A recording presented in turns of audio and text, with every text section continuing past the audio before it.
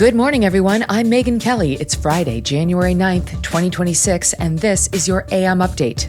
Governor Tim Walz orders the National Guard to Minneapolis as tensions escalate following the shooting death by an ICE agent. A new Assistant Attorney General position who will have nationwide jurisdiction over the issue of fraud. Vice President JD Vance announces the creation of a new DOJ position focusing on hunting down fraud. A group of Senate Republicans votes with Democrats to advance legislation aimed at curbing U.S. military force in Venezuela. All of this was preventable. The state and local leaders let us burn. And 1 year after losing his home in the Palisades fire, reality TV star Spencer Pratt kicks off a campaign to unseat LA Mayor Karen Bass. All that and more coming up in just a moment on your AM Update. Every new year, people think about what a real fresh start looks like. For many, it begins at home. January is a great time to refresh your space and start the year feeling grounded. And Cozy Earth can be your go-to for that reset. They just launched their new Baja bedding set. It's their first fully matching collection. Sheets, duvet cover, quilt, all inspired by the soothing tones of Baja, California. The designs are gorgeous, the fabrics feel premium, and it gives your bedroom that elevated resort-like look. And do not forget the luxe bath towels. These towels are incredible, made from a cotton and bamboo viscose blend with zero twist technology, so they are plush, absorbent, and feel like a warm hug when you step out of the shower. Everything comes with a 100-night sleep trial and a 10-year warranty. Start the new year with real comfort. Go to CozyEarth.com, use my code Megyn for up to 20% off. CozyEarth.com, code Megyn. And if you get a post-purchase survey, tell them you heard about Cozy Earth right here.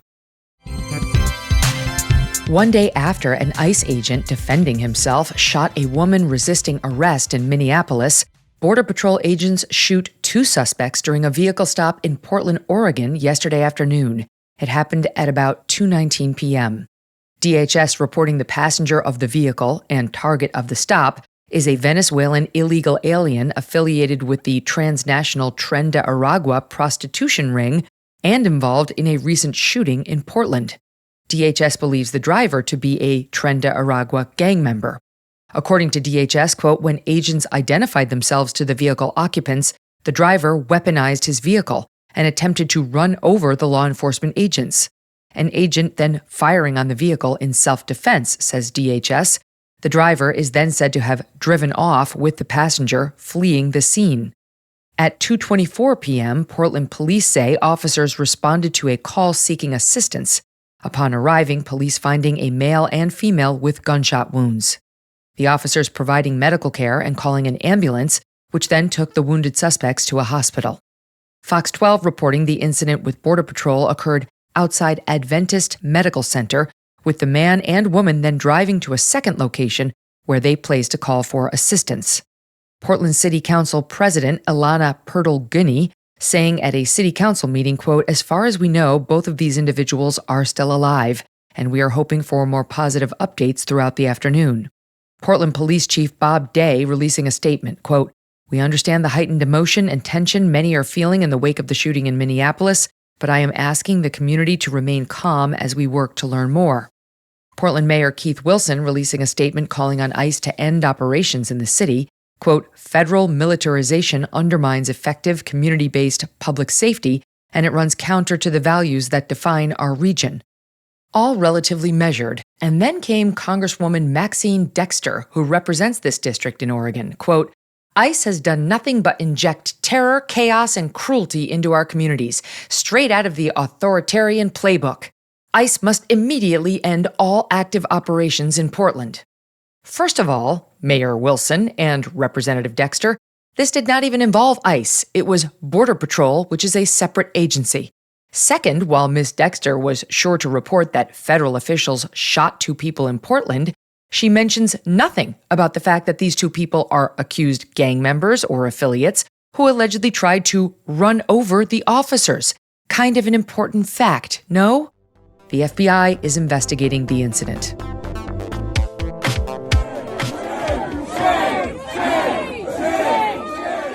Protesters in Minneapolis gathering outside the Whipple Federal Building yesterday. CBS News capturing footage of a rowdy crowd directing insults at federal agents after a woman was killed yesterday as she drove her car at an ICE agent. Law enforcement officials deploying tear gas amid escalating tensions, NewsNation reporting at least 3 arrested during the demonstration. Yesterday afternoon, Governor Tim Walz authorizing the National Guard to assist local officials with crowd control as needed. Video of the Wednesday incident igniting intense national debate. Minnesota officials, including Governor Walz and Minneapolis Mayor Jacob Frey, both Democrats, criticizing the Trump administration for conducting federal immigration operations in the sanctuary city, where they have been arresting career criminals, including child molesters. National media and local officials adding fuel to the flames, rushing to judgment about the incident.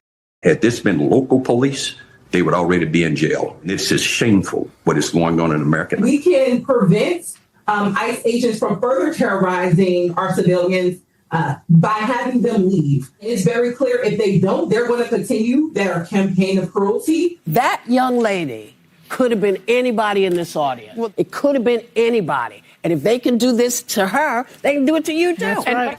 Yes, Whoopi. She could have been anyone in the View's audience. Anyone who blocked traffic, antagonized law enforcement, resisted arrest, and then accelerated their SUV into a cop. Who among us hasn't been there? Homeland Security Secretary Kristi Noem yesterday defending the agent and oppressor.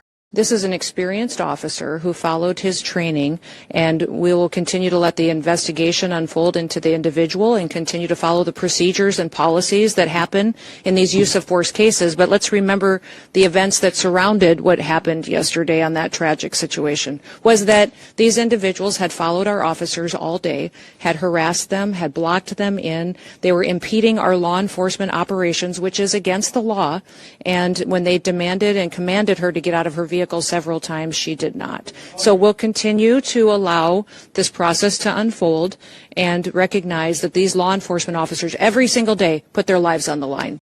The secretary previously citing more than 100 vehicle ramming incidents aimed at immigration officers in recent weeks. The officer involved in Wednesday's incident suffering severe injury just last summer, while a suspect fled in a car, nearly killing him. During the arrest of a convicted child sex offender, the perp attempting to flee the scene in his car, stepping on the gas while this same officer's arm reached for him, dragging the agent down the street while speeding away, resulting in injuries requiring 33 stitches. Vice President JD Vance at yesterday's press briefing admonishing media members for their coverage of this story. Somebody sent me a photo of a CNN headline about what happened in Minneapolis. And this is the headline. I'm just going to read it. Outrage after ICE officer kills U.S. citizen in Minneapolis. Well, that's one way to put it, and that is the way that many people in the corporate media have put this attack over the last 24 hours. The way that the media, by and large, has reported this story has been an absolute disgrace, and it puts our law enforcement officers at risk every single day.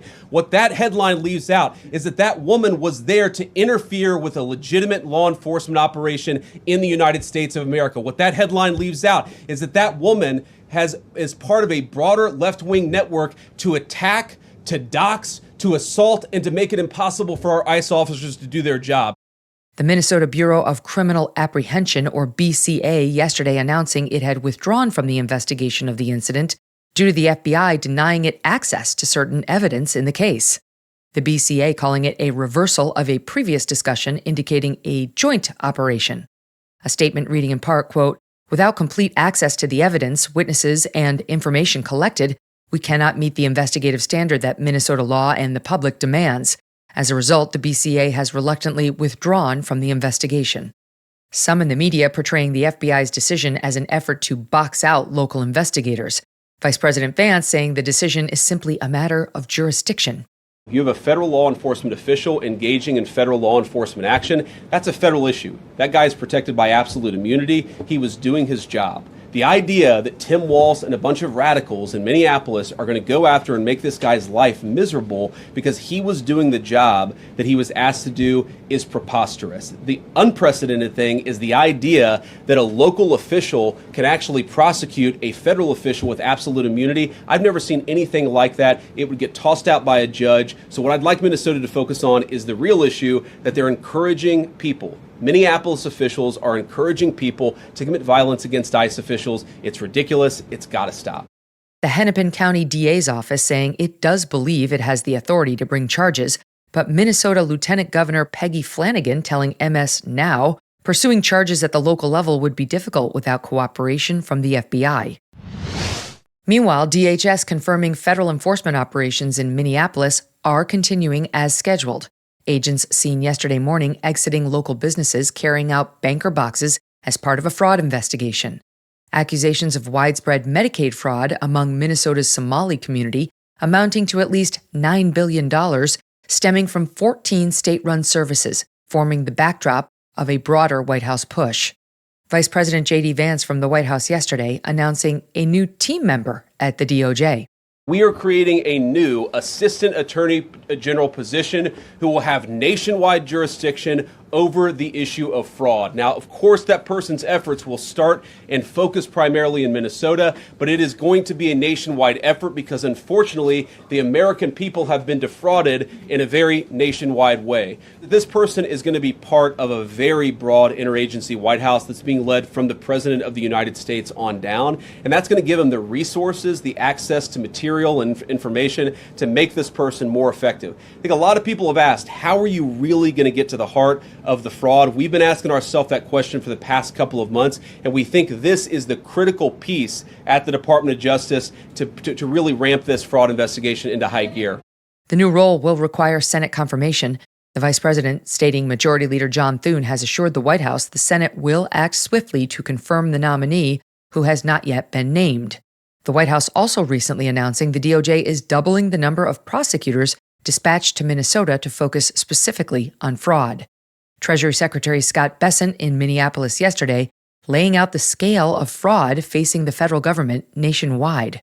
The GAO, the General Accounting Office, believes that there is somewhere between $300 and $600 billion of annual fraud, roughly 10% of government spending, that disappears due to fraud. If we can recapture that, that is 1% to 2% of GDP.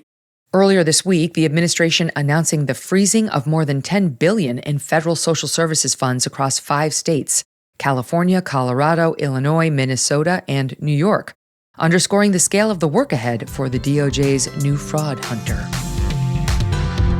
Coming up, a handful of Senate Republicans breaking with the party to advance a war powers resolution aimed at curbing military action in Venezuela. And former reality TV villain Spencer Pratt launches a run for LA mayor, targeting the officials who let his city burn and promising to, quote, expose the system.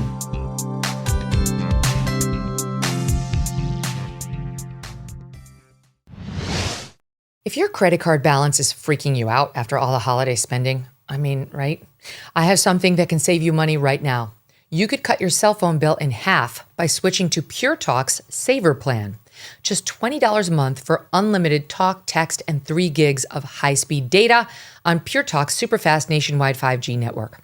And as a veteran-led company that cares about giving back to those who serve, if you are active or former military or a first responder, you're going to save an additional 20% every single month. That's awesome. The easiest way to free up cash flow is to reduce your monthly recurring bills. Start by cutting overpriced wireless and consider switching to Pure Talk.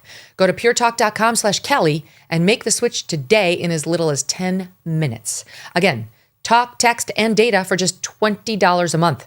That's puretalk.com/Kelly, and you will save an additional 50% off your first month.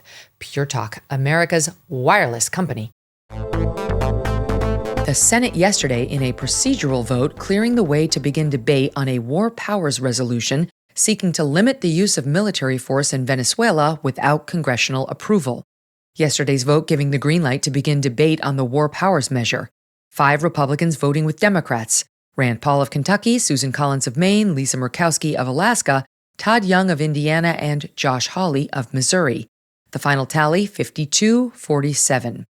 The vote following a DOJ operation carried out by the U.S. military last Saturday to capture and arrest former Venezuelan leader Nicolas Maduro and his wife from a Venezuelan military base. The White House ordering the raid without first requesting permission from Congress on the grounds that the operation was a law enforcement action, not a military one. Under the Constitution, only Congress can declare war, But in recent decades, presidents from both parties have increasingly used military force without congressional authorization. Presidents from both sides pointing to the powers granted to them under the Constitution's Commander-in-Chief Clause. Fox News reports that the Republicans who favored the resolution supported the operation to arrest Maduro, but argue Congress should weigh in before any additional military action is taken. Senator Hawley telling Politico, if the president wants to send in the military, quote, Congress would have to be on the hook for that. President Trump posting to Truth Social following the vote, quote, Republicans should be ashamed of the senators that just voted with Democrats in attempting to take away our powers to fight and defend the United States of America. This vote greatly hampers American self-defense and national security, impeding the president's authority as commander-in-chief. The final vote on the resolution expected next week. If it passes, the next stop is the House, followed by the White House, where it appears quite likely to be vetoed. Overriding a veto requires a 2/3 majority in both chambers. Former reality TV star Spencer Pratt on Wednesday launching a bid for Los Angeles mayor 1 year after losing his home in the Palisades fire. The fire destroying thousands of structures and taking 12 lives, an additional 19 lives lost in the concurrent Eaton fire. Pratt rising to fame in the late aughts as a villain on MTV's The Hills. So I'm sorry that you're making yourself cry. All right, well, my answer is no. Sweet. My answer is get out of my car. Long known for courting controversy on reality TV, Pratt now channeling that notoriety into a crusade for justice for fire victims. The candidate spending last year waging an online campaign against LA Mayor Karen Bass and Governor Gavin Newsom, accusing them in social media videos of negligence and mismanagement. Since Gavin Newsom hasn't given us our Palisades investigation, we are going to get to the bottom of how our town burned down and how 12 senior citizens were killed. It wasn't hurricane winds that screwed these guys. It was the cruel incompetence of Mayor Karen Bass, who sabotaged this once great agency and left us all to burn. At the Wednesday campaign launch, Pratt citing examples of incompetence he says contributed to the deadly inferno. I have to tell you, the most heartbreaking part of the past year wasn't being displaced or losing everything I own. It was the realization that all of this was preventable. We are standing here amongst the ashes of our once beautiful town because the state and local leaders let us burn.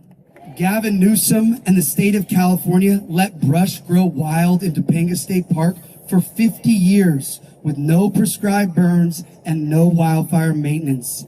Gavin Newsom and the state of California created an insurance market so hostile that every major carrier stopped writing policies and dropped our families and our neighbors just before the sparks flew here in the Palisades. Gavin Newsom and his state park policies actually literally dictated that we let the Palisades burn. And while our lives were literally burning to the ground, Mayor Karen Bass was in Ghana. Pratt promising to, quote, expose the system and displaying a campaign slogan of, they let us burn, behind him during his speech.